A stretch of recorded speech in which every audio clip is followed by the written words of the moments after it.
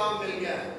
پھر خاص بات جس پر میں چاہتا ہوں کہ آج ہم سب مل کر غور کریں، وہ آیت نمبر 5 ہے۔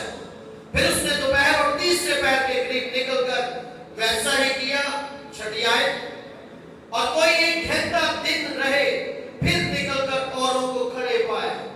ایسا لگتا ہے کہ یہ مالک جو ہے یہ بس چاہتا ہے کہ مزدور آ جائیں اور بس کچھ لے جائیں، ٹھیک ہے، ایسا ہی لگتا ہے۔ مطلب آخری کچھ گھنٹے رہ گئے ہیں، اس میں کون مزدوری دیتا ہے؟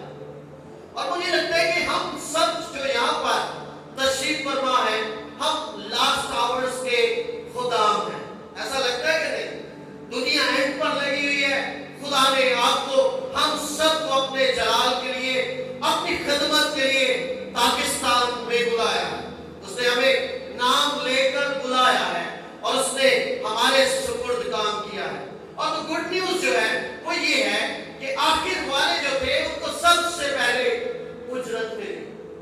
تو شاید اس کلچر کا یہ کام تھا کہ وہ جو اینڈ پر آتے ہیں ان کو پہلے دیتے، جیسے سکولز میں آپ 4th جو پوزیشن ہے آپ وہاں سے ریزلٹ سنتے ہیں، ٹھیک ہے، نیچے سے اوپر آتے آتے پھر جا کر فرسٹ پوزیشن جو ہے وہ آتی ہے۔ تو یوں لگتا ہے کہ آخر والوں کو پہلے گڈ نیوز مل گئی ہے، اور میں بڑی شاندار گڈ نیوز ملی ہے کہ آپ کے لیے بھی 1 دینار ہے۔ وہ شاید سوچتے ہو کہ آدھا دینار ہمیں ملے گا یا 25% اس دینار کی اجرت ہمیں ملے گی، لیکن وہ بڑے خوش ہو گئے کہ ہمیں پورا دینار ملا۔ لیکن اس کام کے باعث دوسرے جو ہیں بالخصوص جو سب سے قائم کیے گئے تھے، وہ اپنے اندر ہی اندر یہ سوچ رہے تھے کہ اگر انہیں 1 دینار ملا ہے تو ہمیں تو کوئی 3-4 اس کے اکارڈنگ دینار ملیں گے۔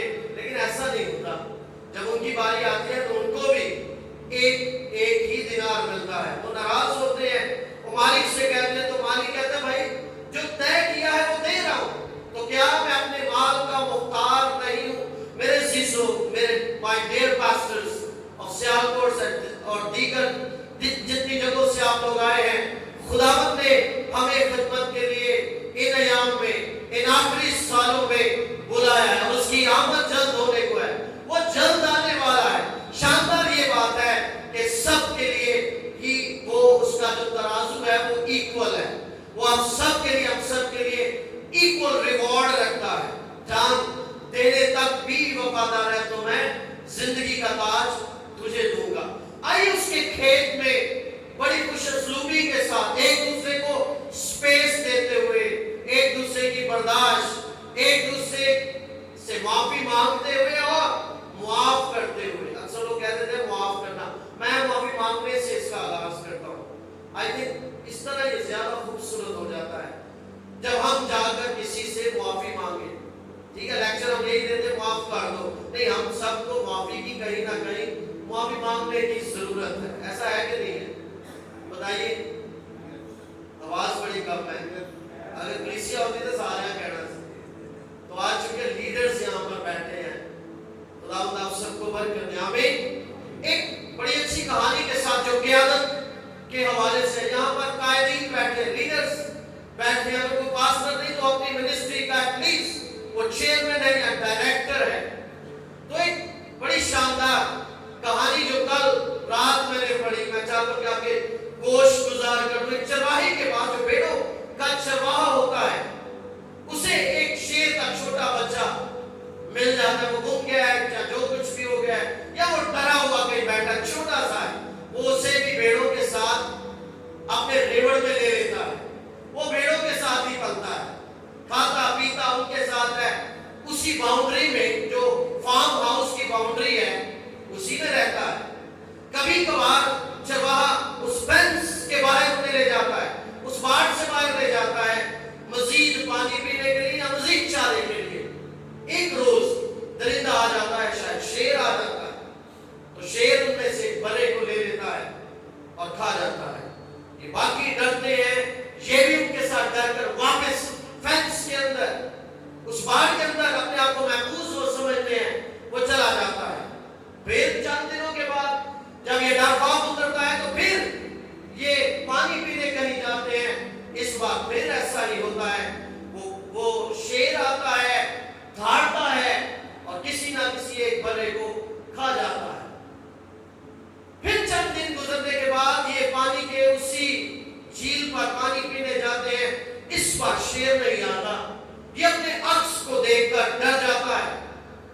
चीखें मारता है, जबकि दूसरी भेड़ें आराम से पानी पीती हैं। ये डर जाता है, ये समझता है कि शेर आ गया, लेकिन इसको समझ नहीं आती क्योंकि ये अपने अक्स को पानी में देखता है। फिर एक रोज ऐसा ही होता है, लेकिन इस बार उसने अपने अक्स को देखा और ऊपर से वो दोबारा शेर किसी ना किसी बड़े को खाने आ गया। वो इसे देखकर भागता है क्योंकि शेर को शेर की समझ है, उसे पता है कि भेड़ों में ये शेर इधर क्या कर रहा है। वो भागता है, ये भी गुस्से में आता है, ये भी अपने अंदर से आवाज बनाने की कोशिश करता है, लेकिन एंड पे भेड़ों की आवाज निकलती है उसके मुंह से। बड़ा जोर लगाता है, भेड़ों की आवाज निकलती है, गुस्से में आकर भी बोलता है तो भेड़ों की आवाज उसके मुंह से निकलती है। गुस्से में आकर जब हम कोई चीज लर्न करना चाहते हैं, we are unable to learn, हम सीख नहीं सकते क्योंकि हमारे अंदर एंगर होता है, गुस्से की रूह उस वक्त होती है, तो वो गुस्से में बार बार कोशिश करता है लेकिन वो नहीं कर पाता। लेकिन ये शेर चाहता है कि शेर इसके अंदर से वाकई आने से वो इसको छोड़ देता है और वो चला जाता है, वो इसको नहीं खाता। अब इसे समझ आ गई है कि मैं हूं शेर, लेकिन मैं रहता भेड़ों में। अब एक तरफ उसका फार्म हाउस है, दूसरी तरफ खुला जंगल है। खुले जंगल में अपना शिकार करना है, खुद से मेहनत करनी है, लेकिन इस फार्म में जाते ही चारा मिल जाएगा, टाइम पे चारा मिलेगा, लेकिन इसके इर्द गिर्द बाढ़ है जो आपको रोके हुए है। वो सोचता है कि what is best for me, कभी सोचता है कि time to time dinner, lunch, breakfast हो जाता है, ठीक हो जा, फिर कहता है नहीं वो कोई लाइफ है, वो शेर आता है उनको खा जाता है, मैं भी एक शेर हूं। आखिरकार तहम्मुल, आराम से जब वो सोचता है तो उसका अंदर का शेर जाग जाता है कि नहीं, मैं जंगल के लिए बना हूं, मैं अपने शिकार के लिए बना हूं, कोई मेरी हद को मुकर्रर नहीं करेगा, मैं अपनी हदें खुद मुकर्रर करता हूं। मेरे से जो आप जितने यहाँ पर बैठे हैं, आप शेर बैठे हैं, बोले आमीन। आप खुदावंद यीशु मसीह के शेर हैं। तालियां बजानी तो भरपूर बजा दें प्लीज। ये मैं सोचता हूं कि पादरी बैठे हैं, लीडर्स बैठे हैं, आमीन। अगरचे हम सब पास्टर्स भी हैं, लेकिन यू आर वंडरफुल लीडर्स। आप खुदावंद के खूबसूरत चुने हुए कायदीन हैं। खुदा ने आपको बुलाया है कि आपके पीछे लोग चले। So let's understand our identity, अपनी शनाख्त को पहचाने कि खुदा ने आपको वसी इलाका दिया है, बड़ा काम करने के लिए दिया है, और शायद हम उसी रूटीन को पसंद करते हैं।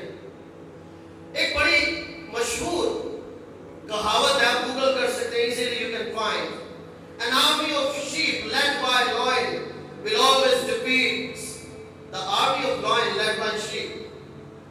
एक बड़ी आर्मी जो है तो भेड़ों की, लेकिन उसका गाइड जो है वो शेर है, वो हमेशा उस आर्मी को जिसमें है तो शेर, लेकिन उनका राजकुमार जो है वो भेड़ है, उस आर्मी को डिफीट करेगी, उसको मगलूब, उस पर गलबा हासिल करेगी। आज आपने तय करना है कि हम शीप हैं कि शेर हैं खिदमत के मैदान में।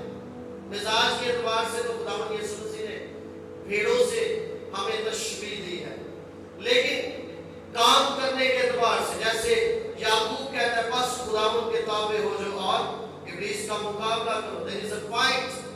फिर लिखा है कि खुदावंद हमेशा अपने लोगों की रहनुमाई करता है, हमेशा उनके साथ रहता है।